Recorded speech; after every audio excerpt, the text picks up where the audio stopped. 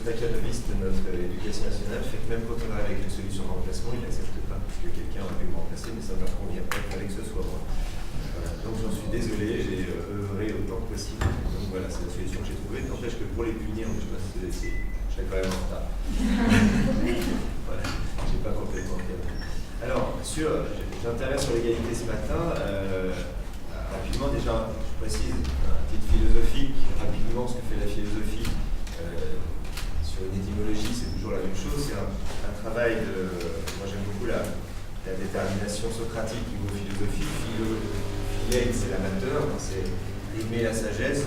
En amateur, c'est-à-dire comme quelqu'un qui s'empare d'une question à chaque fois neuve, non pas comme un expert, non pas comme un savant. Donc le philosophe, c'est l'inverse de l'expert ou l'inverse du savant.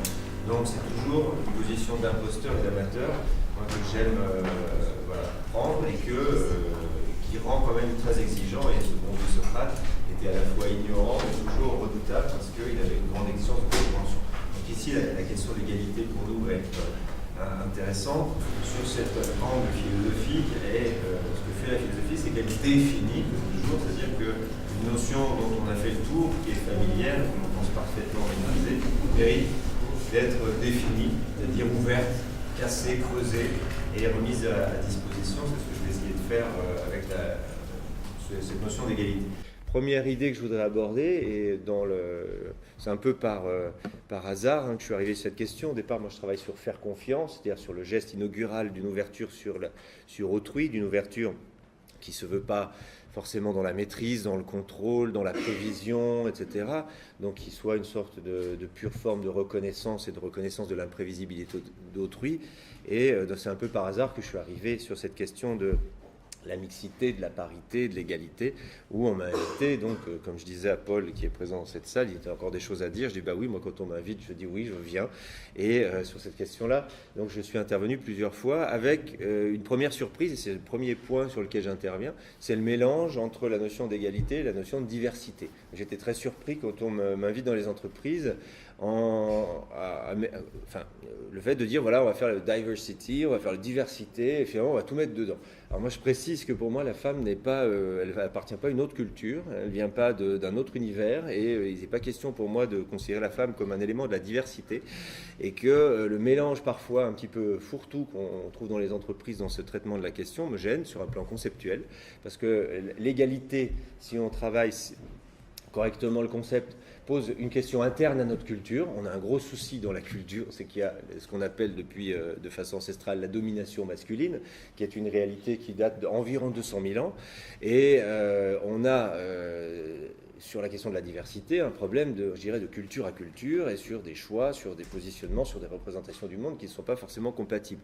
Donc la question de l'égalité, elle relève d'une lutte à l'intérieur de notre culture. La question de la diversité, elle pose la question différemment. Comment pouvons-nous articuler des représentations du monde différemment, et c'est ce que j'explique de temps en temps, comment est-ce que je vais faire pour aller prendre l'apéro avec un musulman. Et voilà, c'est simple, et puisqu'il boira de l'eau et moi je boirai du Ricard. Donc la question, ça c'est une question de diversité. La question de l'égalité, elle relève de toute autre logique.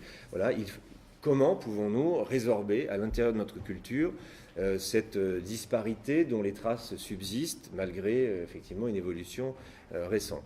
Donc ça c'est important parce que j'ai été très frappé et au début je dis ah oui d'accord, puis en réfléchissant non, voilà, la question du rapport homme-femme n'est pas une question de diversité, c'est une question je dirais éthique, une question de résorption d'une faille culturelle qu'il faut dépasser. Ce qui m'emmène à l'enjeu finalement de la question, promouvoir la notion d'égalité. Je la positionnerai globalement sur la question homme-femme à l'intérieur de notre société, de notre culture. C'est donc aller contre une culture. Qu'est-ce que c'est qu'une culture ? Une culture, c'est un ensemble de représentations, des milliers de représentations, des centaines de milliers de déclinaisons qui sont mises en écho et en miroir sur un grand nombre d'individus et qui finissent par devenir une norme unique. Donc la culture, ce qui en fait la caractérisation, c'est qu'on est incapable d'en désigner la limite et qu'on en est imprégné d'une façon profonde. Et c'est tout l'intérêt finalement de ce concept ou de cette réalité. Quand on réfléchit à soi ou à ce qui nous définit, il est très difficile de distinguer ce qui appartient à mon identité propre de ce qui appartient à des habitudes, on va dire, beaucoup plus contingentes ou particulières qui auraient été sédimentées par le poids des répétitions. Donc se battre contre une culture, c'est se battre contre une partie de soi dont on n'a absolument pas d'idée claire de là où elle commence et là où elle se termine. Je vais prendre l'exemple de la French Touch. Il paraît que les Français on improvise et que voilà, on s'adapte, sauf dans l'éducation nationale. Ben, pour autant, il est très difficile de savoir ce qui définit ma francitude culturelle et Emmanuel, le personnage qui peut-être lui-même est très français ou ne l'est pas, je ne sais pas. Donc travailler à promouvoir l'égalité, c'est essayer de trouver les racines éventuellement de nos habitudes, en tant qu'elles ont été tellement répétitives, multiples, qu'il est très très difficile de se battre contre soi-même. Donc il y a cette dimension qui me paraît importante de préciser. L'enjeu est très vaste, il y a des positions qui sont multiples sur la question. Moi je suis toujours dans une forme d'agissement et d'agir optimiste, mais je croise parfois des anthropologues très sceptiques qui disent de toute façon t'es un poilu, t'es un mâle, t'es un macho, et tu le seras pour toujours. Et je reprenais l'exemple de Patrick Jean qui me disait, voilà, sur l'histoire humaine, 200 000 ans, la révolution féminine des 50 dernières années, ça représente 1 seconde sur 1 an. Alors je lui ai dit en réponse, putain mais quelle seconde. Mais il me dit, tu vois, donc 1 seconde sur 1 an, tu as encore du boulot à faire pour réformer les choses. Donc on est vraiment sur la question de l'égalité, sur quelque chose comme un défi qui est absolument fascinant. Et puis je précise aussi toujours pareil, on avait cette réflexion avec Patrick le jour, c'est quand c'est des mecs qui parlent de la question de l'égalité, il faut quand même préciser qu'on est sacrément illégitime. Voilà, donc il y a un problème de légitimité aussi parce que finalement nous sommes acteurs du problème et acteurs de cette distinction. Mais pour autant, donc, c'est aussi comme ça moi que je comprends le faire confiance. Se faire confiance ou faire confiance, c'est accepter de faire jaillir ou émerger des parties de soi dont on n'a pas forcément idée, aller contre soi, et c'est l'action qui va générer un certain nombre de choses qui étaient imprévisibles. Toujours est-il si on veut quelques chiffres sur la culture, le fait que même si les choses ont nettement progressé sur ces 50 dernières années, on a quand même des rémanences et des persistances. Voilà, il y a par exemple 5% de noms de rues féminines en France, 5%, et je crois, j'ai été frappé l'autre jour, 0,7% de mentions de philosophes féminines dans l'ensemble des manuels scolaires en 2015. Voilà, sur l'ensemble des manuels philo. Donc les femmes ne pensent pas, voilà ce que les philosophes établissent, sans se rendre compte. Voilà un chiffre, 0,7% de philosophes féminines dans les manuels de terminale en 2015. C'est hallucinant. Donc on lutte contre quelque chose qui a des traces, qui a un ancrage, et donc forcément, et moi je lutte en tant qu'homme, donc c'est évidemment particulièrement délicat. Alors, le positionnement moi, que je vais défendre ce matin, c'est une schizophrénie. En fait, je vais défendre une schizophrénie en raison d'abord sur un plan philosophique et puis ensuite sur un plan contextuel, c'est-à-dire un plan d'engagement anthropologique. Première, je vais donc expliquer, en tout cas moi, le positionnement que j'ai choisi. C'est un positionnement qui est un positionnement de respect de l'égalité ou de la liberté d'autrui pour autant que je puisse la définir, et puis un positionnement d'engagement à l'intérieur d'une question qui nécessite qu'un effort particulier soit accompli pour que les choses continuent d'évoluer. Mais les deux ne vont pas forcément s'articuler, c'est-à-dire que cette schizophrénie, pour moi, va être, je vais vous l'expliquer, vous allez voir ce que ça signifie. Première idée importante, d'abord, quand on parle d'égalité, on parle de respect, quand on parle de respecter l'autre, je crois qu'il faut préciser la notion. Qu'est-ce que ça veut dire de respecter quelqu'un? Et en particulier, moi je vous dirais comment œuvrer à cette question de l'égalité à partir d'une meilleure conception ou compréhension de la question du respect. Là, est-ce qu'on respecte les gens pour ce qu'ils sont ou pour ce qu'ils ne sont pas? Voilà. Et c'est toute la question. En gros, je vais vous proposer une hypothèse très simple. Si je respecte une femme parce qu'elle est une femme, je ne la respecte pas. Voilà. C'est ça l'idée que je vais développer sur un premier temps. Je dois respecter quelqu'un au-delà de toute forme de détermination ou de particularité. Je ne vais pas respecter un handicapé parce qu'il est handicapé, je ne vais pas respecter un malade parce qu'il est malade, je ne vais pas respecter une femme parce qu'elle est une femme, je ne vais pas respecter un jeune parce qu'il est un jeune, parce que précisément si je dis tu es jeune, c'est pour ça que, eh bien, c'est là que cesse le respect. Et là je me réfère à finalement une conception que j'affectionne énormément, qui est celle de Sartre dans l'existentialisme, et qui est une définition toute simple, et qui bat en brèche un peu cette évidence, je veux être vu, perçu, reconnu pour ce que je suis. En réalité, moi je je ne cesse de dire qu'il faut qu'on soit reconnu pour ce qu'on n'est pas. C'est-à-dire, alors je vais préciser, je vais aller très vite, vous l'avez peut-être déjà fait en terminale, mais peut-être pas vu ces ramifications que je vais essayer d'apporter ce matin. Il y a deux façons de dire être, il y a deux modes d'être, et là c'est parti pour la philosophie. Il y a l'être en soi. L'en soi, il est ce qu'il est. Et ce marqueur est rose, il est déterminé à être rose, je n'ai pas fait exprès de le prendre rose, ou alors c'est l'inconscient, pour être toléré dans cette conférence de ce matin, mais il est rose et il n'est que rose, il est immédiatement rose, définitivement rose. Très bien, nous avons une partie de nous-mêmes et nous participons à ce qu'on appelle l'être en soi, qui fait que je suis ce que je suis. Effectivement, mon bras, il fait telle taille et je ne peux pas faire n'importe quoi avec, et le réel vient me rappeler quelles sont mes limites, celles contre lesquelles je n'ai pas le droit d'aller. Mais, contrairement au marqueur, nous sommes affectés d'une conscience, c'est-à-dire d'une faculté étrange, qui est une faculté de décalage, une faculté de mouvement, une capacité de rupture avec soi, et qui fait que là, même en même temps que je vous parle, je sais que je vous parle. Même que vous m'écoutez, vous savez que vous m'écoutez, donc on est là, puis on n'est pas là. On est là, puis on est à distance de soi, alors pas sur un mode métaphorique, on n'est pas dire « oh, je suis en train de penser à mes vacances d'Espagne de demain », mais je suis en réalité, et la preuve que si, mais je suis en réalité en décalage, et ce décalage crée une forme de néant. Et ce néant-là, que c'est ce que Sartre appelle gentiment l'être et le néant, c'est la liberté.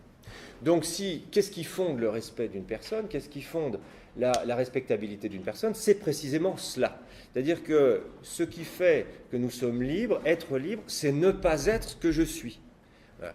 Et il y a des très belles pages de Sartre, notamment sur la maladie, page 307 des Cahiers pour une morale, que je n'aurai pas le temps de citer, j'ai un temps très limité. Mais dans les Cahiers pour une morale, Sartre explique très clairement que voilà, j'ai une maladie, j'ai ceci ou j'ai cela, mais je ne suis pas cela, je ne me réduis pas à cela. Bien sûr que je suis malade, mais je suis l'effort que je vais faire pour occuper, habiter ma situation de malade, et c'est une situation qui comporte des choix. Quelle que soit ma situation, elle est affectée de choix. Et ma liberté, c'est d'user du décalage que ma conscience me procure pour effectuer en permanence des choix qui me rendent tout simplement imprévisibles. Donc c'est en cela que je dis d'une certaine manière que ce qui fonde la respectabilité d'une personne, c'est moins ce qu'elle est que ce qu'elle n'est pas. C'est-à-dire c'est tout. C'est-à-dire que, voilà, par exemple, j'arrive ici, on a annulé le festival, Stan me dit, ça doit être terrible. On a passé un excellent week-end, on a rigolé comme des tordus, on a transformé l'impact en solidarité, on l'a vécu avec joie, on a fait une haka à 4h du matin dans un local technique à hurler « Vive Louis le Hardy » et on a des souvenirs extraordinaires. Et donc si vous me dites, en disant vous n'avez pas de chance parce qu'il pleut, je veux dire moi j'ai la chance d'avoir risqué ça avec tous ces gens qui sont devenus des amis pour la vie, c'est étrange, voilà. Et en fait non, je ne suis pas déterminé par l'échec du week-end dernier, puisque cet échec ne conditionne en rien les choix qu'on a effectués pour le vivre. Donc moi j'ai tendance à positionner la notion de respect comme une notion très simple qui consiste à viser chez l'autre, au-delà de tout ce qu'il a l'air d'être, cet effort particulier qu'il fait pour occuper son existence. Je prends Michel Petrucciani, 1m15, maladie des os de verre, 4 fois marié, c'est toujours lui qui a quitté ses femmes. Alors que vous le voyez, vous dites, putain, s'il en trouve une, il a de la chance. En réalité, non seulement c'est lui qui les a trouvées, du premier coup, à chaque fois, elles sont tombées red dingues, il les a lourdées de façon absolument incroyable, et pourtant, il n'avait rien enfin si, paraît que si, mais il n'avait pas tout ce qu'il fallait pour figurer comme un séducteur et un lover. Donc, vous voyez, en réalité, et Petrucciani le dit, oui, je pourrais vous dire, j'ai mal, je souffre, j'ai eu 300 fractures dans ma vie, j'ai hyper mal quand je finis des concerts, j'ai terminé des concerts avec la main cassée. Et vous savez quoi ? Rien à foutre. Je passe au-delà. C'est-à-dire qu'en réalité, je ne suis pas ce que je suis. Vous êtes la maladie des os de verre? Non. Vous êtes la tristesse? Non. Je suis le meilleur pianiste du monde. Et encore, et aussi, vous savez que Petrucciani n'est pas mort de sa maladie. Il est mort parce qu'il était héroïnomane et qu'il est allé acheter de la dope à New York contre la vie de ses amis.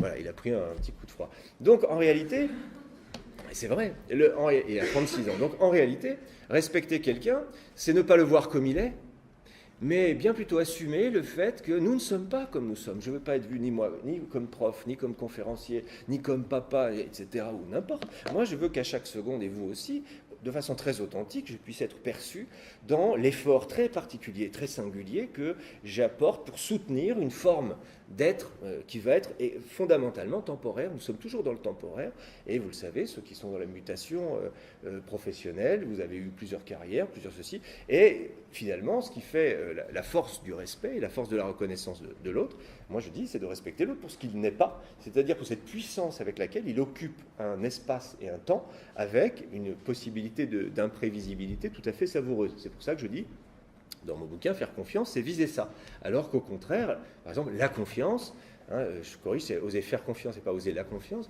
La confiance, c'est me dire, moi je m'appuie sur ce truc à toi que tu as et qui est extrêmement fort, alors qu'au contraire, faire confiance, c'est dire, moi je vise ce truc que tu n'as pas et on verra bien. Voilà. Et donc moi, c'est comme ça que je fonctionne. Alors l'avantage de cette conception, elle est extrêmement importante, et vous allez voir que ça, je ne suis pas complètement hors sujet, elle rejaillit pour moi de la réponse à la question homme-femme, je dirais traiter homme ou femme, ou toute personne, comme une liberté au sens du, quel que soit, je dirais, ce qui te détermine, moi je vais regarder ou viser eh bien, l'effort particulier que tu fais pour occuper cette détermination, la vivre et l'assumer d'une façon complètement neuve et libre. Donc en réalité, je dirais que le problème sur un plan philosophique, il est résolu. Moi, je n'ai pas de disposition particulière vis-à-vis des femmes, elles sont libres au sens, ce sont des libertés, et en tant que liberté, je les perçois comme imprévisibles, et elles le sont, mais moi aussi. Et du coup, cette imprévisibilité ne constitue pas un problème spécifique. Donc ça, je dirais, c'est la vision philosophique qu'on peut avoir, et c'est en cela qu'il y a schizophrénie, c'est-à-dire que concrètement, la promotion de l'égalité ou la réflexion sur l'égalité consiste à respecter en l'autre cette indétermination qu'il possède, parce que l'idée importante de Sartre, c'est aussi de dire que cette liberté, vous ne pouvez pas faire, vous l'avez. Voilà, chacun d'entre nous, là, du simple fait qu'il a conscience de lui, il est libre, c'est même pas la peine d'essayer d'échapper à sa liberté, nous sommes condamnés à être libres, et cette condamnation à être libre fait que nous devons nous assumer dans cette authenticité, dans cette indétermination. Donc moi, je perçois tout le monde comme une indétermination, et c'est extrêmement frais, c'est extrêmement puissant, et si vous réfléchissez hors de la question de l'égalité, ou si vous étendez la question de l'égalité, par exemple, à la question de la respect du respect du malade, ou du respect de la personne âgée, moi je dis, si vous percevez le respect de quelqu'un pour ce qu'il est, le jour où le mec il est cassé par une maladie, vous n'arrivez plus à le respecter, vous êtes dans la complaisance, vous êtes forcément dans la condescendance, et vous êtes dans le soin, le soin dans sa vision complètement molle, et oh mon petit monsieur machin, on va prendre son petit... Et vous êtes finalement dans le mépris. Moi, considérer que je suis à l'intérieur de ma maladie quelqu'un qui continue de faire autant de choix qu'une personne valide, eh bien c'est me donner des armes pour viser sans problème le fait qu'il y a autant d'égalité chez une personne malade ou une personne vieillissante que chez moi. Donc, il est aussi difficile de respecter un bien portant qu'un malade, parce qu'en réalité, il faut viser au-delà. Et je dirais même que parfois, si je reprendrai l'exemple de Petrucciani, il disait d'une façon simple, moi j'ai eu la chance de ne pas avoir le choix entre le foot et la musique, ce qui fait que je suis devenu un immense musicien. Si j'avais de temps en temps fait du foot au lieu de mon piano, je serais devenu moins bon. Donc le choix, il a été résolu pour moi. Donc quelquefois, avoir trop de choix, ou avoir des choix multiples pour les gens qui sont multitasking, ça peut devenir un poids véritable. Donc quelqu'un qui a des talents, j'avais l'autre jour quelqu'un qui était premier prix de conservatoire et premier prix de major de médecine, et il a abandonné le violoncelle. Et je me dis, oh le drame, déjà drame à 18 ans, quoi. C'est se dire, j'abandonne l'art alors que je pourrais l'ouvrir, mais de ma propre décision, je l'abandonne. Donc je dirais que la question de l'égalité sur ce plan-là, sur un plan philosophique, je dirais un plan intemporel, un plan anachronique, ça se règle comme ça, c'est-à-dire traiter chaque autre personne au nom de cette espèce de nébuleuse de possibilités qu'il occupe, et tout simplement faire des points de respect mutuel, des points de reconnaissance mutuelle, et ça peut très bien fonctionner. Et c'est là que c'est le deuxième plan, c'est que de fait, nous ne sommes pas des êtres immatériels, métaphysiques et intemporels, nous vivons à l'intérieur d'une histoire, et dans cette histoire, malheureusement, il y a des repères qui sont des repères très forts sur cette inégalité homme-femme que je ne nie pas sur un plan métaphysique, et comme je vous l'ai dit, il y a des chiffres, notamment dans l'entreprise, on le sait très bien, la rémunération c'est encore 20% inférieure, il y a dans les directoires, j'étais à GRT Gaz l'autre jour, j'ai fait un scandale avec ce propos, vous vous rendez compte ? J'ai fait un scandale parce qu'il y avait 21,7% de femmes dans l'entreprise et qu'ils étaient passés à 22%, ils s'en applaudissaient, que j'ai bien sûr ri de ces 22%, et ils se sont estimés violemment attaqués dans leurs privilèges. Donc il y a un certain nombre de choses, et je vous lirai quand même une page de Virginie Despentes. Alors je ne sais pas si je ne vais pas exploser le timing, je serai le plus long creative morning du monde, je ne sais pas, mais en même temps on aurait dû vous prévenir. Alors j'aime beaucoup lire Virginie Despentes parce qu'il y a peu de chapitres qui s'intitulent « Je t'encule ou tu m'encules », et donc rien que pour ça, au moins la question est posée correctement. Je suis né en 69, j'ai été à l'école mixte, j'ai su dès le cours préparatoire que l'intelligence scolaire des garçons était la même que celle des filles. J'ai porté des jupes courtes sans que personne dans ma famille se soit jamais inquiété de ma réputation près de mes voisins. J'ai pris la pilule à 14 ans sans que ce soit compliqué. J'ai baisé dès que j'en ai eu l'occasion, ça m'a super plu à l'époque. Et 20 ans après, le seul commentaire que ça m'inspire, c'est trop cool pour moi. J'ai quitté la maison à 17 ans, j'avais le droit d'habiter seul sans que personne trouve à y redire. J'ai toujours su que je travaillerais, que je ne serais pas obligé de supporter la compagnie d'un homme pour qu'il paye mon loyer. J'ai ouvert un compte en banque à mon nom sans avoir conscience d'appartenir à la première génération de femmes à pouvoir le faire, sans père ni mari. Je me suis masturbé assez tard, mais je connaissais déjà le mot pour l'avoir lu dans les livres, très clair sur la question. Je n'étais pas un monstre asocial parce que je me touchais. D'ailleurs, ça ne regardait que moi, ce que je faisais de ma chatte. C'est peut-être là que G.R.T. Gaz m'a abandonné quand j'ai lu ce moment-là, le directoire. C'était un petit peu compliqué. En même temps, c'est publié, bon, c'est pas non plus... Mais ça s'appelle la King Kong Theory. J'ai couché avec des centaines de mecs sans jamais tomber enceinte. De toute façon, je savais où avorter sans l'autorisation de personne, sans risquer ma peau. Je suis devenu pute. Je suis promené en ville à talons hauts et décolleté profond, sans rendre de compte. J'ai encaissé et dépensé chaque centime que j'ai gagné. J'ai fait du stop. J'ai été violé. J'ai refait du stop. C'est juste le moment où j'ai été violé. Voilà. En fait, c'est ça. C'est d'un seul coup.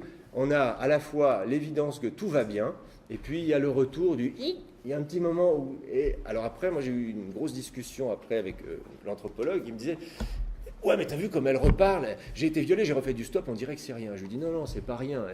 Depuis 20 ans, Virginie Despentes écrit autour, sur, à propos de, pour essayer de domestiquer ce truc. Et elle dira, d'une façon très simple, ce viol, par exemple, ça a été l'occasion d'une découverte pour elle, c'est qu'au-delà de cette réalité très soft, open, cool, c'est l'omerta. Il n'a pas pu en parler. C'est une réalité qui persiste. Et donc, voilà, c'est au nom de ça que je ne peux pas simplement vous dire, il suffit de viser l'indétermination de la liberté de l'autre comme réponse à la question. Il faut aller un petit peu plus loin parce qu'il y a des réticences et des rémanences d'un monde mâle, masculin, et en particulier sur cette question du viol. J'ai une amie à Verrier-du-Lac qui a été violée et les inspecteurs d'Annecy ont dit, elle était en correspondance épistolaire avec un jeune homme de Casablanca.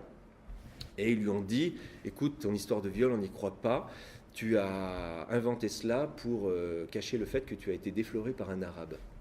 Et que comme ton père est riche et vérolin, eh ben, il l'aurait pas accepté. Donc voilà ce qu'ils lui ont dit. Ils lui ont dit, c'est ça que tu as vécu, c'est ça que tu as fait. Voilà le type de discours qu'on peut avoir à la PJ à Annecy pour une jeune vérolaine qui aujourd'hui, alors c'est étonnant parce que finalement égalité et diversité se retrouvent, porte le voile intégral, est mariée à un musulman et sur une chose très simple, elle me dit, moi si les hommes le jugent pas, moi j'ai besoin que quelqu'un le fasse et comme c'est pas les hommes, ce sera Dieu.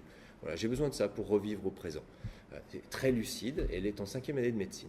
Voilà. C'est juste pour vous donner un petit peu le parcours étrange que peut être le parcours d'une femme de pas loin, qui ça se produit et qui est humiliée par une rémanence, y compris dans les représentations de langage de ces machos de la PJ, et qui finalement ne font pas leur boulot, quoi.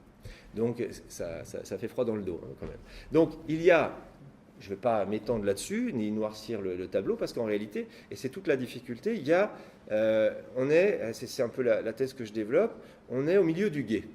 C'est-à-dire qu'il y a eu quelque chose comme une révolution qui s'est produite, une révolution évidente, dont Virginie Despentes rend raison de façon extraordinaire dans ces pages-là, qui permet à certains de dire bah c'est bon, c'est une question, c'est du passé. Il y a plein de mecs qui disent bon, les féministes, elles nous font peur, c'est bon, ok, on a compris, c'est fini, on a les mêmes droits. Et en réalité, de l'autre côté, il y a une rémanence. Et une rémanence importante. Donc moi, la schizophrénie qui va être la mienne, ça va être de dire à la fois, mon outil principal, c'est le même, c'est mon attitude générale, c'est-à-dire je vais respecter la liberté de l'autre comme indétermination et comme ouverture, mais en même temps, je vais prendre position. Mais je ne vais pas prendre position là, dans une relation tout de suite en disant ah oui, voilà, oh, ouais, ça doit être difficile, ça doit être quand même dur d'être une femme, ça serait complètement misérable cette attitude, mais au contraire en prenant position par ailleurs et en accomplissant un certain nombre de choses, pour une raison très simple, c'est-à-dire mon hypothèse c'est que les mecs, c'est le tour des mecs, c'est-à-dire que le féminisme doit être relayé par un pro-féminisme masculin, il faut prendre position, pour une raison très simple, c'est qu'il y avait une femme, avant, qui était une création ex nihilo de l'esprit des hommes. L'unicité de la féminité, c'était une création machiste, misogyne et masculine. Donc, des avantages de cette féminité unique, eh bien, évidemment, c'était une caricature. Cette caricature contre laquelle eh bien, tout le mouvement féministe a hurlé et qui sont battus en brèche. Donc, paradoxalement, l'unicité de cette image de la femme a permis un militantisme très puissant. Puisqu'avec une femme, toutes pouvaient se retrouver dans un seul mot d'ordre. Nous ne sommes pas ça, nous sommes autres que ça. Donc, le militantisme, je dirais, des années 50, 60, 70, etc., a permis de peser très fort. Aujourd'hui, résultat du militantisme, il y a des femmes. Voilà. Et aujourd'hui, vous pouvez avoir des femmes qui sont, on en parlait hier soir, nullipares, quel terme horrible, le terme sémantique, pas d'enfant, nullipare. Moi je suis nul, t'es nullipare, c'est chouette, c'est comme que t'as une tumeur et t'es nullipare, ça va bien se passer, tu vas t'en sortir sûrement dans la vie. La puissance du langage. Donc il y a des femmes qui n'ont pas d'enfants, il y a des femmes qui veulent être chefs d'entreprise, il y a des femmes qui veulent être tranquillement au foyer, puis qui l'ont choisi, qui ont fait des études, puis finalement préfèrent. Et en réalité, vous avez une diversité.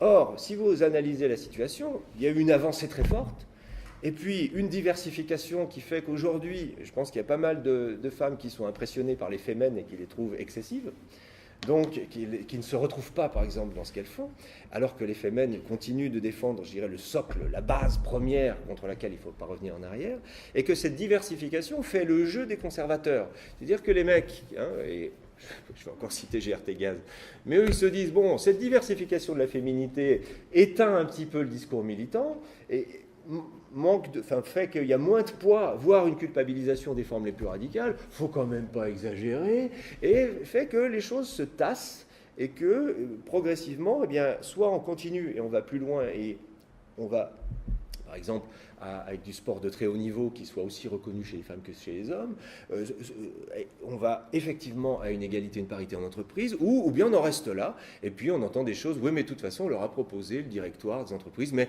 elles n'en veulent pas. En fait, elles n'en veulent pas. Ah, elles n'en veulent pas, tu veux dire génétiquement? Ah oui, c'est ça, en fait. Ah, ok. Ou alors on leur dit, je sais pas, elles ont tout voulu, on leur a tout donné. Donc, et effectivement, la Wonder Woman, mère au foyer, qui est au directoire, genre Marissa Mayer pour Yahoo. Alors maintenant, elle se casse la gueule. Donc forcément, c'était une espèce d'icône, et maintenant, c'est plus difficile, la patronne de Yahoo. Et puis, sportive, et puis, etc. Il y a tellement de cases dans lesquelles il faut remplir qu'après, il suffit de regarder, puis d'attendre qu'elle se casse la figure, quoi. Donc, c'est pour ça que je dis, moi je vais m'appuyer sur une autre page de Despentes que je trouve magnifique. Despentes, elle est, de temps en temps, elle est incompréhensible, et la plupart du temps en fait. Mais elle est incompréhensible parce que je suis un mec, donc moi ça me fait du bien de lire des choses que je ne comprends pas. Mais elle a une page magnifique dans le King Kong Theory où elle dit voilà, qu'est-ce que ça exige au juste d'être un homme, un vrai ? Répression des émotions, taire sa sensibilité, avoir honte de sa délicatesse, de sa vulnérabilité, quitter l'enfance brutalement et définitivement. Les hommes-enfants n'ont pas bonne presse, il suffit de voir Michel Onfray avec les trottinettes. Être angoissé par la taille de sa bite, savoir faire jouir les femmes sans qu'elles sachent ou veuillent indiquer la marche à suivre, ne pas montrer sa faiblesse, museler sa sensualité, s'habiller dans des couleurs ternes, porter toujours les mêmes chaussures pataudes, ne pas jouer avec ses cheveux, ne pas porter trop de bijoux ni trop de maquillage, devoir faire le premier pas, toujours, n'avoir aucune culture sexuelle pour améliorer son orgasme, ne pas savoir demander d'aide, devoir être courageux, même si on n'en a pas envie, valoriser la force, quel que soit son caractère, faire preuve d'agressivité, avoir un accès restreint à la paternité, réussir socialement pour se payer les meilleures femmes, craindre son homosexualité, car un homme, un vrai, ne doit pas être pénétré, ne pas jouer à la poupée quand on est petit, se contenter de petites voitures et d'armes en plastique super moches, ne pas prendre trop soin de son corps, être soumis à la brutalité des autres hommes sans se plaindre, savoir se défendre, même si on est doux, être coupé de sa féminité, symétriquement aux femmes qui renoncent à leur virilité, non pas en fonction des besoins d'une situation de caractère, mais en fonction de ce que le corps collectif exige, afin que toujours les femmes donnent des enfants pour la guerre et que les hommes acceptent d'aller se faire tuer pour sauver les intérêts de 3 ou 4 crétins à courte vue. Si nous n'allons pas vers cet inconnu qu'est la révolution des genres, nous connaissons exactement ce vers quoi nous régressons. Et c'est très beau cette page parce qu'elle dit voilà, on n'en est plus là déjà. Et en fait, nous, je dirais les mecs, on est très contents de cette révolution parce que cette masculinité-là, on en est déjà au-delà. Mais si on veut qu'elle se pérennise, il faut prendre position pour que les choses ne s'essoufflent pas. Voilà. Et donc la question, par exemple, se pose de savoir si aujourd'hui il y a une troisième vague du féminisme, parce que précisément, on voit des vaguelettes, on voit des mouvements, on voit des insatisfactions, mais il n'y a plus ce mouvement unitaire. Et c'est la raison pour laquelle, moi, mon hypothèse, très schizophrène, c'est de dire, d'une certaine manière, dans la relation interpersonnelle directe, moi je traite chaque personne comme une liberté, homme, femme, etc., comme vous voulez. Et par ailleurs, je dis, moi, les mecs doivent prendre position pour être comme des échos, voilà, pour tout ce que Sylviane Agacinski appelle le vocabulaire. Il y a un vocabulaire de la féminité, et il y a un abécédaire, et il y a plein de lettres possibles, mais il serait normal qu'on trouve des confirmations un petit peu partout de la société qui viennent dire « Ah, voilà, moi je vais être joueuse de foot ». Et ben voilà, j'étais à la gare de la Pardieu l'autre jour, il n'y avait que la tenue du mec, il n'y avait pas la tenue de la nana, alors que l'OL féminine remporte plus de trophées que l'équipe masculine. Ça évolue. Et donc, très concrètement, j'ai pris position un soir en disant je vais entraîner une équipe de foot féminine et ça ne va pas tarder à commencer. Il reste à choisir laquelle, mais ça va se trouver vers Anne-Sylvieux sans doute. Et prendre position pour dire je fais. Estival, on fait. Voilà, on fait un festival pour les femmes, mixte, parce qu'on ne veut pas justement tomber dans une réduction, c'est mixte. Et dire, voilà, ici, on est paradoxalement une bande de mecs qui nous mettons au service des joueuses de rock, parce que c'est dur de faire du rock, de faire une tournée, de faire le Tour de France, quand on a un petit marmot quelque part. Et donc, nous, on dit, si jamais vous avez envie de faire ça, chez nous, vous êtes les bienvenus. Et voilà, on le fait une fois par an. On ne le fait pas toute l'année, mais on le fait une fois tous les 3 ans maintenant, quand on l'annule pas. Et on le fait. Et donc, c'est tout. Ça ne mange pas de pain, ça ne change rien. Ça ne fait pas de moi Hier, il m'appelait Abbé Emmanuel dans ma conférence d'hier. J'aurais dit, vous foutez de ma gueule, Abbé Christophe. Mais pour le coup, prendre position. Voilà ce qu'on a à faire. Et pour verrouiller un certain nombre d'acquis, à un moment où cette diversification, je dirais, de la base militante, fragilise et compromet et fait le jeu des silencieux qui ont pour eux l'atavisme et la multiplication de ces dizaines voire centaines d'années de clivage. Et c'est là où il faut mettre des repères. Voilà, moi, je suis très existentialiste sur ce mode-là. Il faut accumuler des couches, des actes. Et voilà, il y a une équipe de foot féminine, il y a eu des négociations, les salaires augmentent, il y a des festivals où elles sont beaucoup plus, elles sont prioritaires tout simplement chez nous. Et donc elles peuvent plus, il y a un réseau possible, les femmes s'en mêlent, etc. aussi. Et du coup, ça permet quand même de souffler parce que c'est trop facile de dire occupe-toi de ton gosse et puis va faire du rock'n'roll avec le tourbus en jouant la veille à Biarritz et le lendemain à Charleville-Mézières. Il faut quand même qu'on puisse jalonner. Voilà. Donc mon discours est schizophrène, à la fois rien de spécial, je traite l'autre exactement dans l'indétermination, sans préjuger de ce qu'il soit jeune, vieux, malade, femme ou homme. Ça, c'est, je dirais, le minimum vital. Et si tout le monde faisait ça, effectivement, le problème serait peut-être évacué. Mais il y a une situation historique, chronologique, anthropologique qui est solide et qu'il faut inverser, qu'il faut confirmer pour notre intérêt aussi, parce qu'on n'a pas envie, effectivement, de revenir et de se transformer en notre pépé des années 50. Et pour cela, ça ne se fera peut-être pas tout seul. Il y a une étape. Et moi, c'est mon idée, c'est mon hypothèse, c'est autour des... Alors, on me dit féministe pour un homme, ça ne veut rien dire, donc pro-féministe, c'est-à-dire il y a une étape pour agir et positionner un certain nombre de choses qui vont et s'engager, donc modestement, je vais pas militer de façon... mais voilà, il existe un festival féminin, il y en a un là, il y en a un là, il y en a là, on est en réseau. Il existe une réalité du sport de haut niveau, etc. Il existe une vigilance au niveau des entreprises et des lois, et on essaie de faire progresser dans le directoire, où elles sont sous-représentées, donc là c'est 40% minimum, etc., etc. Et donc, cette démultiplication fait qu'ensemble, c'est important, eh bien, on entérine et on valide et on stabilise un certain nombre d'acquis et en même temps on transforme, parce que forcément on se transforme. Il suffit de voir par exemple l'émergence du hipster qui reste quand même un grand mystère pour chacun d'entre nous. Voilà, j'ai terminé.